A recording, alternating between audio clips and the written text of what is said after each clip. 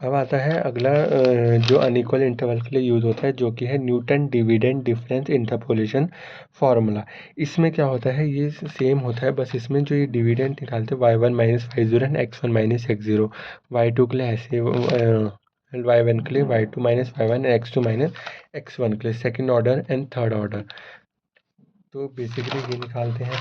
इसमें difference table इस प्रकार से बनता है कुछ इन दोनों के बीच में, जैसे कि y1 माइनस y0 और नीचे का भी माइनस होता है x1 minus x0 and so on. This is the first order, second order, third order and fourth order and fifth order. Fifth order का क्या निकला, बस इसमें एक चीज़ ये होती है, जैसे हमने यहाँ पे निकाला जब y1 minus y0 and x1 minus x0, जब हम सेकंड ऑर्डर मांगेंगे तो सेकंड से स्टार्ट करेंगे। y1 माइनस y0 तो सेम रहेगा, बट x2 माइनस x0 1 नहीं होगा यहाँ, 3 4 5। अब जैसे हम थर्ड ऑर्डर का निकालेंगे तो y1 माइनस y0 तो होगा, but 3 minus 0 not 1 minus 0, 4 minus 1 and 5 minus 2 and 1, ये तो एज इट इज़ बढ़ता रहेगा।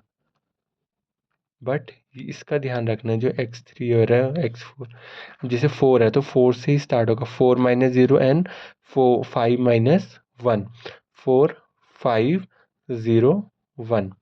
4 है तो 4 से ही स्टार्ट होगी काउंटिंग, 4 5 एंड सो ऑन। अगर और होती 5 है तो 5 से स्टार्ट होगी, दूसरा होता तो x6 माइनस x1 होता। तो इसमें भी इसका फर्स्ट ऑर्डर का ये है, सेकंड ऑर्डर का ये है। इसमें बेसिकली यही करना है, पहले टेबल फॉर्मेशन करनी है, तब ये बेसिकली इसका जनरल फार्मूला है जो कि यूज़ आउट होगा इन द क्वेश्चन। जैसे कि ये गिवन क्वेश्चन है, इस क्वेश्चन में हमने पहला क्या करना है, फंक्शन एट एक्स में न्यूटन डिविडेंड फार्मूला में function at 4 and F dash S 4। पहले एक तो इक्वेशन फाइंड आउट करनी है, इक्वेशन में 4 पुट करना है, इक्वेशन का डिफरेंशिएट करके तब 4 वैल्यू पुट करनी है। तो सबसे पहले हमने सेंट्रल डिफरेंस टेबल बनाई। सेंट्रल डिफरेंस टेबल के बाद हमने जो न्यूटन डिविडेंड का फार्मूला है वो हमने फार्मूला अप्लाई करा।